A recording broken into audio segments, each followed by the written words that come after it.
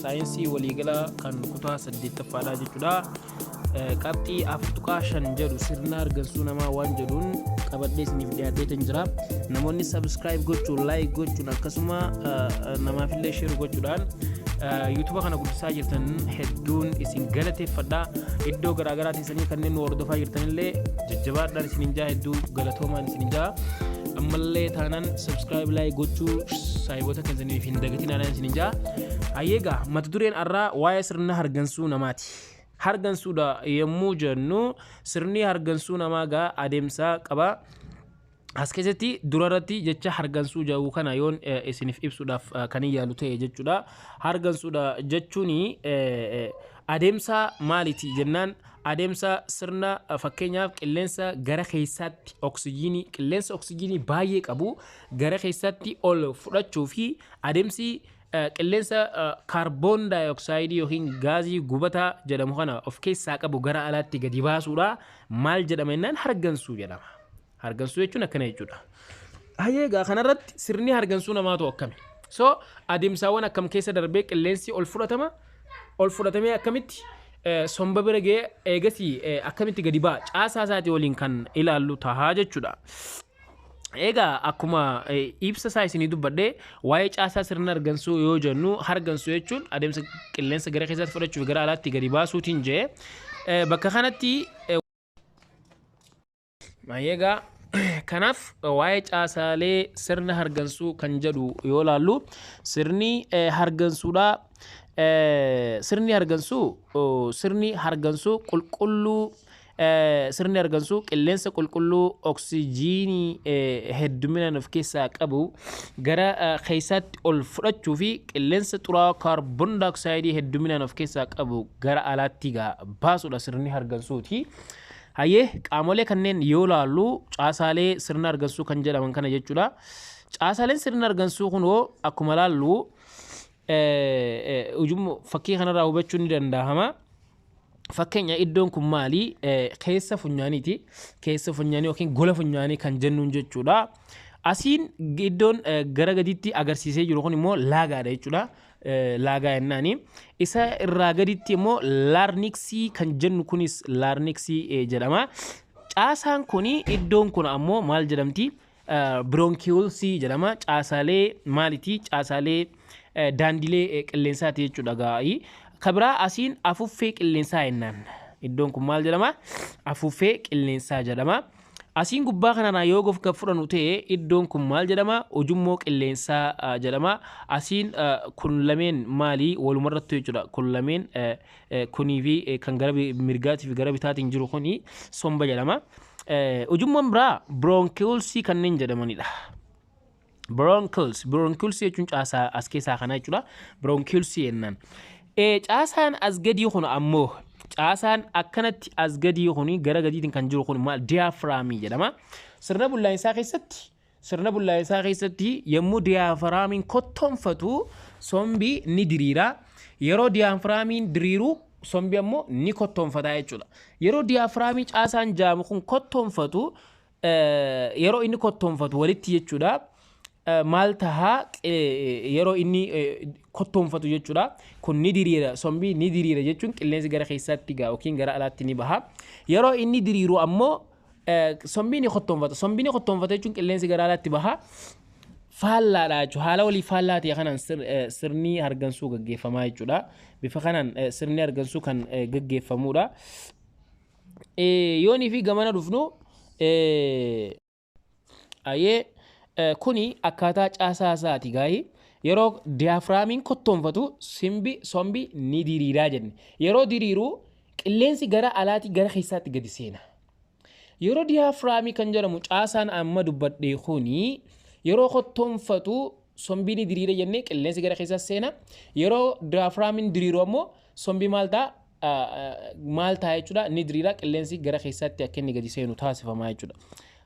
Caasaalee sirna hargansuu yoo fudhannu gaa isuma amma dubbachaa turre kana caasaaleen sirna hargansuudha jechuudha. Caasaaleen sirna hargansuu gola funyaanii akkasuma gola funyaanii keessa isaa jechuudha. Qaawwata lameen gola funyaanii laagaa sanduuqa sagalee kan jedhamu laarniksii iddoo sila isin agarsiise egaa asirratti jechuudha sanduuqa sagalee jedhama sagaleen iddoo sagaleen bahuun jechuudha akkasuma ujummoo qilleensaa jira traakiyaa iddoo jedhamtu ujummoo qilleensaa kuno traakiyaa bakkeennuun jechuudha ujummoo qilleensi keessa ol darbudha somboota lamaan yoo ta'an sombi tokko somboota lama yoo ta'an sombi gaa lama beekamaadha somba bronkaayii yookiin bronkiolsii fi afuuffeewwan qilleensaa alveolaayii of keessatti kan hammatudha caasaan yookiin sirni argamsudha as keessa iddoon tokko kan isin yaadachiisuu barbaadu iddoo alveolaayii jedhamtu kana iddoon alveolaayii jedhamtu kana caasaalee sirna argamsuu kana keessaa tokko yommuu taatu bakka gaazonni lameen itti wal jijjiiramanidha gaazonni lameen oksijiinii fi kaarboon daayoksaayidiidha bakki kaarboon daayoksaayiidii fi oksijiiniin itti wal jijjiiraman suni caasaa sirna argamsuu keessaa bakka maal jedhamtu kana jechuudha bakka alveolaayii jedhamtu tanatti wal jijjiirama jechuudha gaazonni lameenii jechuudha kabraa qilleensi nuti hargannu qaawwata funyaaniin seenee ujummoolee hargansuu armaan gaditti tarreeffaman keessa turuun hamma afuuffee qilleensaatti keessa oli deema jechuudha keessa gadi deema jechuudha hamma afuuffee qilleensaatti oksijiiniin afuuffee qilleensaatti gahee jiru garam deema kan jedhu gara sombaatti deema jechuudha sanboota gara sombaa seenaa kana jechuudha waa'ee dalagaawwan sirna argansuu yoo fudhannu waa'ee dalagaan sirna argansuu yoo fudhannu ammoo maal jechuu dandeenya dalagaan sirna argansuudha tokko maaltu jira sirni argansuu qilleensa gara keessaatti ol fudhachuu fi gara alaatti gadi baasuudhaaf kan gargaarudha sirni argansuu qilleensa gara keessaatti ol fudhachuu fi gara alaatti gadi baasuu faayidaaleen qilleensa kabiraa maali yoo jenne qilleensi qulqulluu somba qilleensi qulqulluu maal ta'e qilleensonni akka isinii mul'atu jechuudhaafin kana godhe kabiraa waa'ee qilleensaati qilleensi qulqulluu somba akka ga'u ni godha maaltu godha qaamolee sirna argansuu kanaatu taasisa fakkeenya rifeensi funyaan keessatti argamu qilleensa alaa seenuu keessaa dhukkeedhaa fi jarmoota adda addaa calaleeti achi keessatti hambisa jechuudha kanaaf qaamolee sirna argansuu keessaa tokko rifeensi sun faayidaan inni qabu kana jechuudha maal godha jechuudha rifeensi kun jechuudha qilleensa alaa gara keessaatti ol seenu kana waan akka dhukkee waan akka jarmoota adda addaa qilleensa keessatti argaman suurota xixiqqoo jechuudha calalee achitti hambisaa jechuudha keessa gadi akka inni hin seenne taasisa jechuudha gaafil akkasuma faayidaan isaa inni lammaffaadha sochii qilleensaa dhaabbataa uumaa sochii qilleensaa dhaabbataa uumuudha sochiin qilleensaa yoonii fi noormaalii haala noormaal ta'e haala fayyaalessummaa guutuu ta'e yoo hin hojjenne maaltu dhufuu danda'a yookiin dhiibbaa akkamtu dhufuu danda'a dhiibbaan qilleensa haala sirrii ta'een gadi fudhannee ol fudhannee gadi baasuudha yoo kan uumamu ta'e dhiibbaan akkasii uumamnaan dhiibbaa dhiigaatiif illee ni saaxilamna jechuudha kanaaf sochii qilleensaa yookiin hargansuu dhaabbataa ta'e uumuudha qubeelaawwan morgaa ujummoo qilleensaa irra jiran ujummoon kun yeroo hunda banaa akka turu gochuudha faayidaan isaa inni biraati qilleensi yeroo hundaa seenee gadi akka bahu gochuu danda'uudha sababa kanaaf hargansuun gufannaa malee kan gaggeeffamudha hargansuun gufannaa malee gaggeeffamaa jechuudha inni biraa oksijiinii qaamotaaf dhiyeessuudha qaamolee sirna argansuu faayidaan isaa maali oksijiinii alaa jiru kana qilleensa keessa jiru gara keessaatti gara qaamotaatiif akka inni seenu gochuudha jechuudha qaamolee sirna argansuu faayidaa isaa keessaa isa tokkodha jechuudha qilleensi erga somba gahee booda wal jijjiirraan qilleensaa afuuffeewwan qilleensaa fi ujummoolee dhiigaa yookiin kaapilaarota jidduutti ni gaggeeffama jedha erga qilleensi somba gahee booda suni wal jijjiirraan qilleensaa afuuffeewwan qilleensaa fi ujummoo dhiigaa jidduutti yeroo gaggeeffamu kaapilaarota waan jedhamu jidduutti ni gaggeeffama haaluma kanaan oksijiiniin afuuffee qilleensaa keessaa gara ujummoo dhiigaatti yookiin kaapilaarootaatti darbuun qaamotaaf raabsama jechuudha gara dhiigaa yeroo seenu gana dhiigni oksijiiniin kun maal godha jechuudha dhiigni kun qaama keessa akka inni geejjibamu bakka hunda akka inni gahu oksijiiniin kun taasisaa jechuudha bifa kanaan dhiigni qaama keenya keessa geejjibamaa jechuudha inni biraa dhukkuboota gurguddoo sirna argansuuti sirna argansuu kana keessatti dhukkuboota gurguddoo jirutu jira. Qaamolee sirna argansuu kan miidhan jechuudha. Dhukkuba akka takkafaatti dhukkuba asmiiti. Asmiin dhukkuba sirna argansuu keessaa isa tokkodha. Dhukkubni kuni jeequmsa adeemsa argansuu kan sababa alarjii fi kanneen birootiin dhufuu danda'a. Sababa fakkeenyaaf foolii garaagaraa dhaga'uutiin yeroo hedduu irra deddeebitee foolii garaagaraa foolii wal fakkaataa irra deddeebinee yoo kan dhageenyu ta'e maal ta'uu danda'a sababa alarjiitikii fi foolii yeroo hedduu irra deddeebi'uu dhaga'uudhaan dhukkubni asmii kun nama qabuu danda'a jechuudha. Yeroo qasii qabu ni cuccufama qaamoleen sirna argansuu kun kan akka laaraanexii kan akka bronkiolsii ujummoleen kunniin ni cuccufama jechuudha. Yeroo cuccufamu qilleensi akka salphaa akkuma haala salphaa ta'een gadi seenee ol fudhatamee gadi hin bahu jechuudha. Kabira akkana jechuun kun dhufe jechuun rakkoon dhiibbaa dhiigaatiif kunillee dhufuu danda'a jechuudha. Hammi oksijiinii gaatee waan olii hin kennamneef jechuudha. Kabira waa'ee saayinasiiti. Saayinasiinis saayinasiitis kan jennuun jechuudha. Dhukkuba inflammation yookiin sababa inflammationiitiin yookiin sababa walnyaatinsa keemikaalaatiin diimachuu yookiin dhiita'uu qaamaa membrane saayinsii uwwisee jiruudhaan kan dhufuudha jechuudha. Sababa dhukkuba inflammationii yookiin dhiibbaan uumamuudhaan sababa walnyaatinsi keemikaalaatiin maal ta'a jechuudha. Diimachuu yookiin dhiita'uu qaama membrane dhiita'uu qaama membreenii saayinsii uwwisee jiruudha jechuun ni danda'ama. Kanaaf inflammationii kan jennu kana jechuudha gara dhukkuba itti aanu kanaatti kuni kanuma. Akkasuma saayinasiin iddoo banaa naannoo holqa funyaaniin duubatti kan argamudha jedha.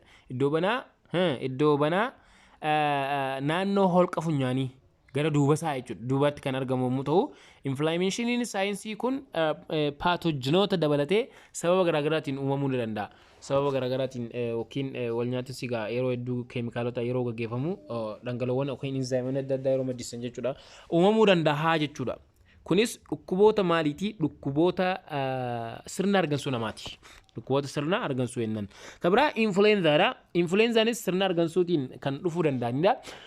Dhukkuba vaayirasii influenzaan dhufu ta'ee funyaan, qoonqoo fi somba kan faaluudha. Dhukkubni kuni dhukkuba sababa vaayirasii influenzaatiin yookiin faalama qilleensaatiin vaayirasiin influenzaa jedhamu qilleensa faaluutiin gara funyaanii yeroo seenu qoonqoo fi somba kan faaluudha. Dhukkubni kun qilleensaan kan daddarbuu fi mallattoolee dhukkuba qufaa wajjin wal fakkaatan kan agarsiisudha jechuudha. Qufaa cimaa wajjin qabaachuudhaan kan wal fakkaatu yeroo san boodarratti maal miidhaa qaamolee sirna argansuu kana miidhaa jechuudha. Inni biraa ifaasimaa yookiin infaasimaa kan jedhamu kana. Infaasiimaanis dhukkuba bokokuu yookiin dhiita'uu fi ajajamuu dhabuu afuuffee qilleensaati. Afuuffeen qilleensaa yoo dhiita'u, yoo bokokuu, yoo ajajamuu didu qilleensa hamma barbaachisaa ta'e ol hin fudhatu, hamma barbaachisaa ta'e gadi hin baasu. Akkana jechuun dhiibbaan qilleensaa cimaan uumamuu danda'a jechuudha. Dhiibbaan qilleensaa uumame taanaan rakkoo biraatiif saaxilamutu dhufaa jechuudha. Kabiraa waa'ee sila maalitii? Waa'ee sirna marsaa dhiigaati. Waa'ee sila marsaa dhiigaa jechuudha. Marsaan dhiigaa ta'u akkami yoo jennu, sirni marsaa dhiigaa adeemsa dhiigni ujummoo yookiin onnee irraa gara qaamaatti akkasuma onnee fi somba jidduutti gaggeeffamuun sirna marsaa dhiigaa jechuu dandeenya. Akkuma caasaa kana argitu, caasaalee sirna marsaa dhiigaa kana argitan kunoo kuni caasaa sirna marsaa dhiigaati. Maal asirraa hubachuu dandeenya yoo jennu, caasaa kanarraa wanti nuti hubachuu dandeenyu tokko, iddoon kuni maal jedhama? Paartiin kuni maal jedhama yoo jennu, iddoon kun jechuudha kaapilaarota jennaanii, kaapilaarota qaama gara oliiti. Iddoon kun ammoo bakki tuqaadhaan agarsiisu akkasuma akkuma agartan veena kaava gara olii jedhama. Caasaalee sirna argansuuti, sirna marsaa dhiigaati. Inni kunis akkasuma akkuma ilaaltee agartan paalmonarii dhiiga raabsituu, akkasuma iddoon kunis kaapilaarota sombaa jennaanii. Iddoon kunis akkuma ilaaltanii agartan paalmonarii dhiiga deebistuu jedhama. Iddoon kun atriyaamii mirgaa akkasuma ventrikilii mirgaa fi iddoon kun ammoo maal jechuu ni dandeenya? Veena kaava gara gadii jechuudha.